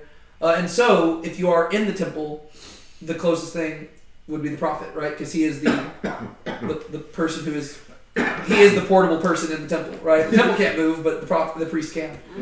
So that would make sense. That's a good connection. So Jehoiada the priest, who really, let's be real, he is the one functioning as king right now, right? I mean, like he doesn't want the role for himself, but he's the one calling the shots. He's like a regent. Almost. Yeah, like he's serving on behalf of Joash. Which, fun fact, just because this reminds me of the King Arthur book again, if you read, it's the trilogy called the Warlord Chronicles. Like the author Bernard Cornwall, who is now literally one of my favorite authors ever. Like he tries to be very historically accurate with the book series, but the thing is, historically we don't actually have any historical evidence for King Arthur. We only have like myths about him. And so what he did is he was kind of clever with it, and he made it to where Arthur was just a warlord who was basically a regent serving on behalf of another king the whole time, to where he was functioning as king because the other king was too young at the time. And so made me think of that. Not that that's super important, but It's a parallel, so I had to mention it. Because I have no self-control. Okay, so Jehoiada the priest commanded the commanders. Right there, I mean, that lets you know that he is functioning as a king, because he's commanding the commanders, right? That's what kings do. Jehoiada the priest commanded the commanders of hundreds who were appointed over the military force and said to them, "Bring her out between the ranks, and whoever follows her, put to death with the sword." So he is drawing a line in the sand. Yeah, he's doing what Jehu did, right? Remember, Jehu, he didn't just wipe out the house of Ahab. He also was wiping out anybody who declared devotion to the house of Ahab, right? And so that's what Jehoiada is doing too. He says he's doing what the law demands. Isn't traitors right? just like killing family? What's that? Traitors. Yeah, well, yeah, traitors. Divide weeds. Yeah. Cut it out. He is doing what the law commands, and he says, he is purging the evil from their midst. And also keep in mind that this actually, it makes sense given what Jesus says later on. Think about the moment whenever Jesus' family came and they wanted to see him, right? And they were wanting to talk to him, but there was a huge crowd gathered around. And he says, "Who is my mother? Who is my brother? Who is my sister? Those who do the will of God are my mother and brother and sister." And what Jesus communicates there is that one's devotion of heart is a greater familial tie than bloodline alone, right? And that's a big thing throughout the Bible, right? That's why, a big thing in the New Testament is pointing out that it wasn't being Jewish that saved you, right?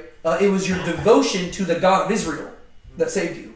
And so, being ethnically Jewish and religiously Jewish are two different things, right? You can be ethnically Jewish without being a follower of Yahweh, and you can be religiously Jewish without being born of Israel. How do you define Jewishness in those terms? That's a great conversation for another time, but You referred to it in both cases. yeah, we can talk about that a little bit later. But my main thing in regards to this is that Jehoiada, kind of like Jehu, they recognize that it isn't simply the blood that matters, right? What matters is the devotion, because you can wipe out the house of Ahab, but if there's people who are devoted to Ahab, well, they might rise up and just take its place, right? So what you need to wipe out all of the evil, right? And that even goes way back to the book of Genesis, right? You got the seed of the serpent, the seed of the woman, right? To where it's less about familial bloodlines and more about spiritual bloodlines. So he commands them and says, "Put all the followers to death with the sword. For the priest said, let her not be put to death in the house of Yahweh." Why do you think he says he doesn't want her killed in the house of Yahweh? I think it's they're not wanting any death in the house of Yahweh because they want it clean. Because the house of Yahweh is a place of cleanliness and holiness. Yeah. This is a sacred place. It is a place for sacrifices to be made. But this woman, she does not get the honor of being declared a sacrifice, right? She is tainted. She is evil. She is corrupt. She does not get to die in the house of Yahweh. She can go die out in Gehenna. Side thing, did that historically happen? Antiochus sacrificing a pig. Antiochus, yes. Yeah. Pig. She can die at the horse's entrance.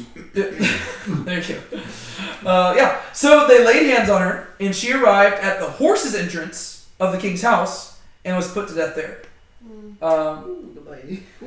That's kind of insulting, right? Yeah. She's not even killed at a normal entrance. It's an entrance for horses, which I imagine smelt terrible and was probably laden with poop. Yep. To go back to what we talked about last chapter, remember whenever the house of Baal, the temple of Baal, was destroyed and turned into a latrine. She's taken out, and she is given no honor in her death. She is simply killed. And that's what she gets for trying to thwart the plan of God. Because that's what she was doing, right? She wasn't simply doing a power play, right? She might have viewed it that way, but her actions had much deeper reaching implications than she thought, right? Because she was literally putting the fate of humanity at stake through her actions. Like I said, if she hadn't done this, maybe she could have been allowed to live. But because of what she did, she sealed her own fate. What were you going to say, George? I just wonder if she was actually poking God intentionally. Like she knew she was doing wrong. I would assume she knew what she was doing wrong, because I can guarantee you that while they kept Joash's existence quiet, I imagine there are a lot of people who, like, I don't think they just, like, were like, yay, Athaliah is our friend now. Like, I imagine there were people who voiced, you should not do this. And, I mean, she's murdering her grandchildren. Yeah. I don't think you can do that without knowing that probably all the gods are mad at you. Yeah. That doesn't just make God mad. Yeah. It's not just Bible. That's just like human decency Yeah. that is being crossed. Yeah. All right. Verses 17 to 21. This is the end of the chapter. Then Jehoiada cut a covenant between Yahweh and the king and the people, that they would be the people of Yahweh, also between the king and the people. And all the people of the land came to the house of Baal and tore it down. His altars and his images they broke in pieces thoroughly, and they killed Matan, the priest of Baal, before the altars. And the priest appointed overseers over the house of Yahweh.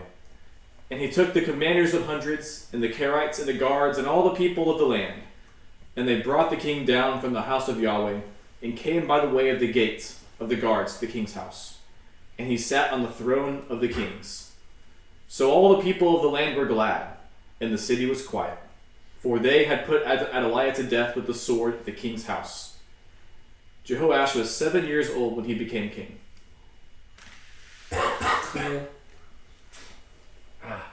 Oh no, I forgot to put the video on you while you were reading, Sean.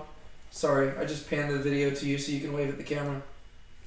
I apologize. You're good. I forgot to pan it to you. I was so locked in on the story. That's my bad. My bad, brother.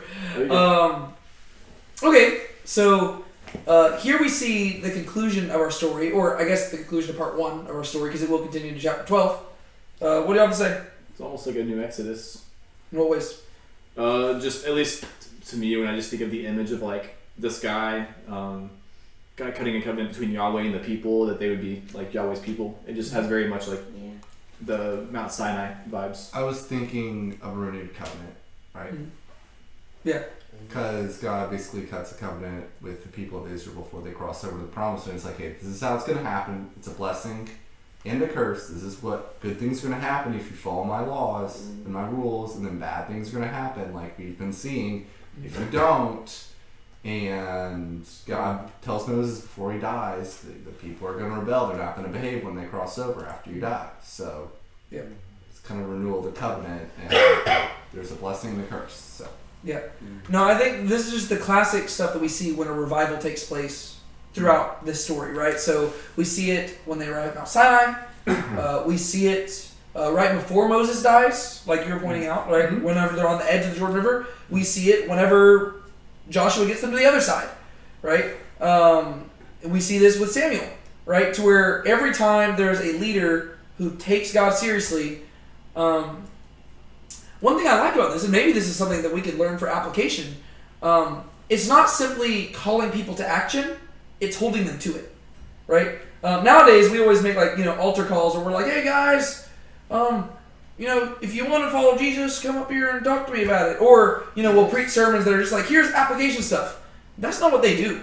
They say, I want you to promise, and I want you to devote yourself to living for God. It is kind of irresponsible that's going to be to let people go out and live their lives and think they're Christian. So you have thousands of false converts, like they think they're Christians, and then they go out and live terrible lives. And that's not a good representation of a name. Yeah. It's bad.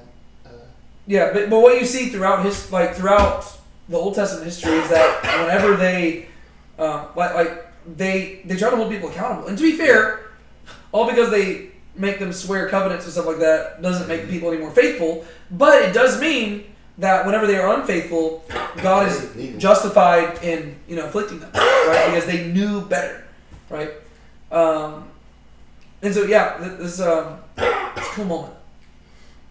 Then Jehoiada cut a covenant between Yahweh and the king and the people.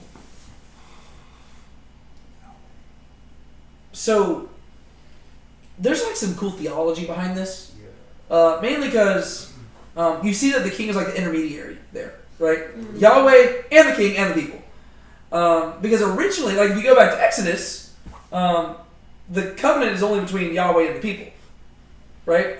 But that's because there was no king, because God was supposed to be the king. Mm-hmm. But then from the moment they ask for a king in 1 Samuel, things change to where, in many ways, the kings become to them kind of how Moses was to them, to where he is the intermediary between them and God. Technically, the priests are the intermediaries and the prophets are the intermediaries, but the king is in many ways like the king is to Israel what Israel is to the rest of the world, right? So Israel was supposed to be the light of the world, right? And the king is the lamp of Israel, right? To where it's almost like a funneling up process to reaching God, right? To where Israel, what's that? The Lord is the light of the king.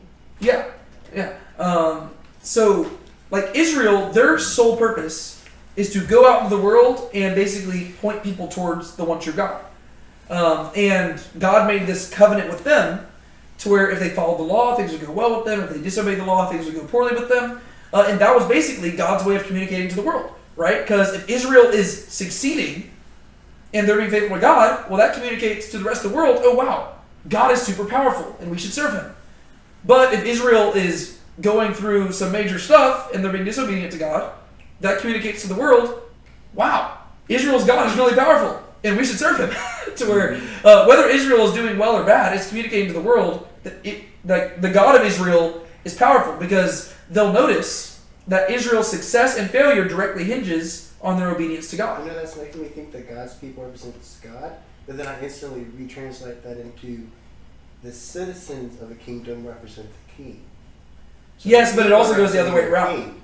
But it also goes the other way around, because that's what we see. Whenever the people ask for a king, there's a transition that takes place. Because now it is the king's job to point everybody to God, right? And that's why, whenever you get to the New Testament, not all of you should be teachers, right? Whenever you're placed in a place of prominence, there's responsibility that comes with it.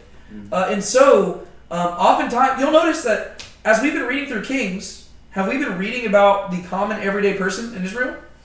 No. We only read about the religious reforms that the king set in place. And that's because the idea is that if you, like the people are going to follow their leaders, right? You can get a good idea of what a country is like if you look at the people they have in charge, right? For better or for worse, right? And so whenever a person like David is in charge, kingdom's doing pretty good.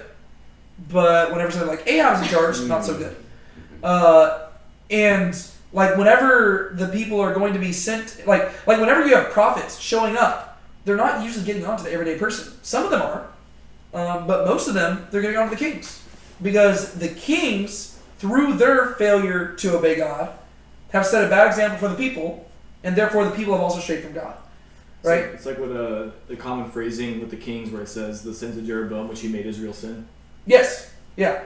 Did he physically force them to? No. But his example set the precedent. Right? They are the celebrities. People want to be like the king.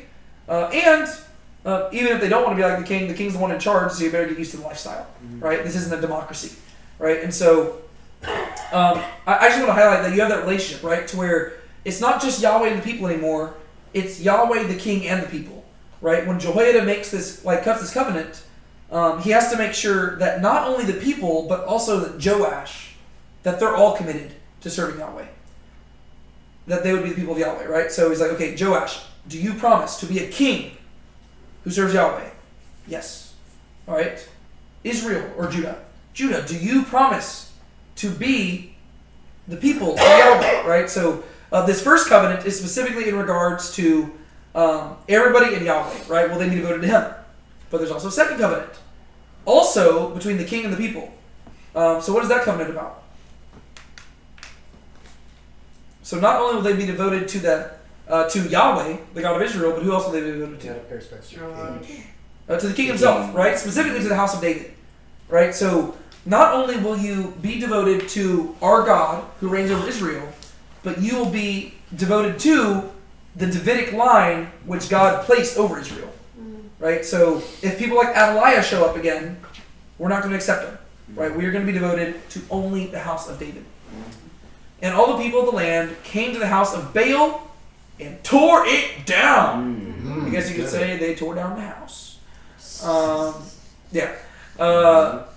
What's interesting is, I could be wrong here, have we ever read about there being a house of Baal in Judah this far? No. Recognize that. Like we've read about it in Israel, but we never heard about one in Judah, right?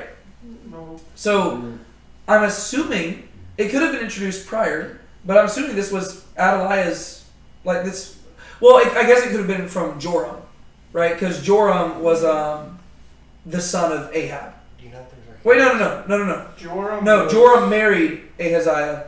Yeah, So I imagine Joram this was was Jehoshaphat's son. yes, but he was married to Married Athaliah, to- and so I imagine it was either during Joram or Ahaziah or Athaliah's reign that this house was built, because remember, Ahab's family are the ones who were responsible for introducing Baal worship in Israel, and apparently it had infiltrated Judah as well, which is discouraging. It'd be nice if we had archaeology for the house of Baal, wouldn't it? I'm sure we do. I mean, we have archaeology for a lot of different temples, but yeah, I know we do have a lot of there's Baal statues and stuff that you can look up online. Oh yeah.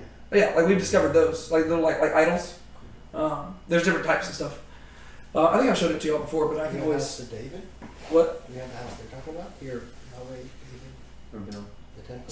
So there are the remains of David's palace in Jerusalem that you can go to. It's actually still an ongoing excavation. To where if you go there, it's called the City of David, and if you go there, it's actually a really cool excavation. And all the people of the land came to the house of Baal and tore it down. His altars and his images they broke in pieces thoroughly. I just want you to notice it says his altars. Who does his refer to? Baal, right? I just want you to notice it doesn't say its, right? It doesn't say its altars and its images, because from the ancient mind, Baal is not a thing; it is a person, right? It is a god, what the author is rejoicing in here is that they are insulting this god, right? They are tearing down his altars and his images. They broke in pieces thoroughly, and Baal had there was nothing he could do about it, right? Baal just had to go with it because he's powerless over Yahweh. And they killed Matan, the priest of Baal, before the altars. So they don't take him out of the temple to kill him, because what's that? It's just a temple of Baal. It means nothing. Exactly, right? And so they just kill him right there at the altar. And the priest appointed overseers over the house of Yahweh. So we get to see that structure is being established. I guess the implication is that there wasn't an overseer at the time. And that's because probably the house of Yahweh had been neglected under Athaliah's reign. And he took the commanders of hundreds and the Karites and the guards and the people of the land, and they brought the king down from the house of Yahweh and came by the way of the gate of the guards to the king's house. I don't know why I love that detail. Just because it feels unnecessary almost. You can tell that this is it's such a triumphant moment that they're enjoying the extra little details. Did we need to know what entrance Joash was taken into the king's house? Not really. But it's almost like you can just feel the triumph behind this moment, right? It's like whenever people are thinking of key historical events, and there's just certain details that live I don't know. I guess for some reason, because we were talking about politicians a lot, with JFK, whenever he was assassinated. This is a bit of a gruesome example, but people talk about how whenever he was shot, right, it was such a shocking moment that Jackie Kennedy, she couldn't even process what was going on, and she literally grabbed on the convertible, there were pieces of his brain that had been shot out, and she grabbed them and trying to put them back in his head because she couldn't process that her husband had just been killed, right? And so she's just she's just in shock trying to do that. But little moments like that, it's like those extra details. Do you need to know that detail to understand that the president was assassinated? No. But little details like that, they place you in the moment, and that story helps you realize the horror of the moment, right? Because yes, this was a politician who was killed, and that's tragic enough, but this was also a woman's husband, and she just her life just changed forever, right? And so little details like that, they communicate the horror of the moment more than simply details could, right? If you just say the president was shot while riding a convertible, that's okay, that's bad. But if you mention his wife tried to put his brain back into the head, That's like, oh, like it makes it real. Mm. Little details like this, right? It says, they brought the king down from the house of Yahweh and came by the way of the gate of the guards to the king's house. It just communicates the triumph, right? They could have just said, oh yeah, by the way, Joash reigned. But instead it's like, no. I want you, like they want you to watch him as in triumphant procession, he goes down from the temple and he goes down the hill just a little bit. He goes through the gate of the guards into the palace. And he is placed on the throne and everybody is happy. Like you can see how it's like enjoying each moment because it wants you to feel that triumph. And he sat on the throne of the kings. It doesn't just say of King David. It's of the kings. Right? Athaliah, she might have sat on this throne, but she was not one of the kings. Joash is. Right? This is the throne meant for the house of David. So all the people of the land were glad. And the city was quiet. It feels like the end of like a children's story almost. What happened before was not a children's story at all. But, it's just like, it feels like it's like a nice little like, the end and everybody lived happy ever after. Unfortunately, we're not even halfway through 2 Kings, it's going to get pretty bad. But right here, there's a tip, like, it's almost like a calm before the storm, really. But, so all the people of the land were glad and the city was quiet. You can almost like feel like people, like just the whole city taking a sigh of relief. And it's like, for they had put Athaliah to death with the sword at the king's house. She may have called herself queen, but nobody bought it. Jehoash was 7 years old when he became king. Whoa, Jehoash? I thought his name was Joash. Are we dealing with a new dude? No, same dude. It's the same guy, it's just his formal name. And they mean the same thing. Yeah. Alright, real quick, to wrap up. Application. Because we didn't talk about application at all last week. Don't try to kill your grandchildren. Okay, that's fair. Yeah, don't try to... or how about this? Let's just make a broader application. Yeah. Don't murder anybody. Yeah, amen. Yeah, especially family. Okay, yeah. And especially grandkids, right? I mean, like, there's definitely, like, there's a lot to chew on there. Yeah.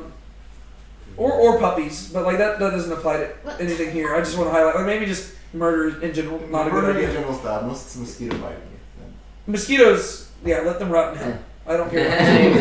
I agree. Okay. Ben? Don't if you know you're doing something wrong, do not say treason. Don't be a hypocrite. Don't be a hypocrite. Yeah. Well, no. Yeah. I think talking a little more seriously here to the point. Yeah. I think like knowing your will versus God's will. Okay. I think like knowing where to draw the line on that is really important, especially in like I know this is kind of an extreme case, but there are other situations in our day-to-day lives where it's like, is it my will or is it God's will? And sometimes that line can be a little blurred in our heads. Are you talking about the case of Athaliah, how she kind of just took things in her own? Exactly. Okay. Yeah, like I said, extreme case, but Yeah. you get the idea. For sure. What else? I would say that don't underestimate what God can work through. Sometimes it might not look like He's working at all, or sometimes it might look like His plan has failed or a promise has failed, but He's always in the background working and doing things, even though we might not be able to see it. So whenever you put your faith in God, you're putting your faith in the fact that you know that He's going to fulfill it, because He always has. So. Yeah, God's a sneaky guy. He can, you can think that He's doing nothing, and He's really got a lot planned. I mean, think about it. What we see in this story is just a foretaste of what the Israelites are going to go through, or the Jews are going to go through for 400 years, right? Where for 400 years, there's not going to be a king sitting on the throne. And then in the midst of all of that, what is God preparing? The Messiah. And so, yeah, God can do that. We're kind of living in that time right now, where it's been thousands of years, and we're still like waiting around for Christ to return. And it seems like, well, is God even doing anything? Why hasn't Christ come back yet? But He's doing stuff behind the scenes that we don't know about. But one day, whenever that's fulfilled, things will be revealed to be like, oh, He was working this whole time. Well, and the cool thing is that we have precedent, right? Yeah. Like it'd be one thing if like God never did things like in secrecy, Right. or like quietly, and then all of a sudden for 2,000 years we're just like waiting around and we're like, this is weird. But no, it's like Scripture tells us like God does this a lot. Where like He subverts your expectations, and you know you might be waiting longer than you think, and it might seem like He's doing diddly squat, and it might seem like His promises have failed. But in the end, He always like in the end, not only does He do what He said, but when He does it, it's like a million times better than you could have expected. Right? Like the Israelites, they endured bondage in Egypt, and they knew that one day God was going to bring them out, because God told them that back in Genesis. But like they didn't know it was going to be accompanied by like amazing plagues and like walking through parted waters and destroying an army and receiving a law. Like they didn't know the details there, right? The disciples of Jesus, they knew He was the Messiah, but they didn't know He was going to like die for them and save them from their sins and like usher them into eternal life. Like, so likewise, maybe we don't know all the details of Christ's return. Well, for sure, it will be there. Yeah, maybe we don't know. It's going to be so much better. Like, it's going to be so much better than we can imagine. And all because like, what is it in second? Is it 1 Peter, 2 Peter? God is not slow to fulfill His promises. 2 Peter. 2 Peter, yeah, because He's because we didn't cover it in 1 Peter, but the like 1,000 days is as one day yeah to the Lord. Yeah. Fun fact. Sorry, I had to mention this. I've currently been reading through the Apocrypha. Not just like the Catholic Apocrypha, but just apocryphal books in general. Just because I feel like I need to be more educated in them. And I'm reading the Book of Jubilees, and this is not really relevant to this, but it's because you mentioned the day 1,000-year thing. So the Book of Jubilees is basically like, it's also called like the Little Genesis, because it's basically a retelling of the Book of Genesis, but it gives like a lot more like chronological details and a lot more like interpretive stuff. And I thought that was so interesting. In the story of Adam and Eve, right? So Adam lives 930 years, according to Genesis. And so the reason why the book is called the Book of Jubilees is because all the chronological details are interpreted in light of Jubilees. And so a Jubilee is every 50 years, basically, right? Because it's it's a Sabbath of Sabbaths. It's a Sabbath of Sabbath years. So every 7 years is a Sabbath year, and a Sabbath of Sabbath years would be 7 Sabbaths, so 49 years, right? So the 50th year is a Jubilee. And so the whole book is interpreted in light of Jubilee years. And it says that Adam lived 930 years, and the reason why is because, according to God, a year is as, a day is as 1,000 years, and 1,000 years as a day. And He couldn't let Adam live to be 1,000 years because in the Garden of Eden, He had said, "The day you eat of this tree, you shall surely die." And so He couldn't let him live past 1,000 years because he had to die on that day. And so from a heavenly timetable, He didn't live the full day because it wasn't 1,000 years. Is that the reason why? I don't think so, but I was like, that was a great way of reconciling that issue, because like I wondered that. I always been like, He says that the day you eat of it, you'll die, and I've always just assumed, He was gracious, but they're like, no. In heaven, a day is as 1,000 years, 1,000 years as a day. So Adam did die that day. It was just a really long day. But I thought that was funny. Not relevant to this, but what is relevant to it is that God is not slow to keep His promises. Time just works differently for Him, and He's not in a rush. We're in a rush because, our lives are like that. But for God, He is from everlasting to everlasting, and He's not in a rush. So yeah, that's a good point. In the case, God's only waited over a little 2 days now. Oh yeah. God's like, dude, I was in the tomb for 3 days. All right. Any other application stuff to bring up before we wrap up?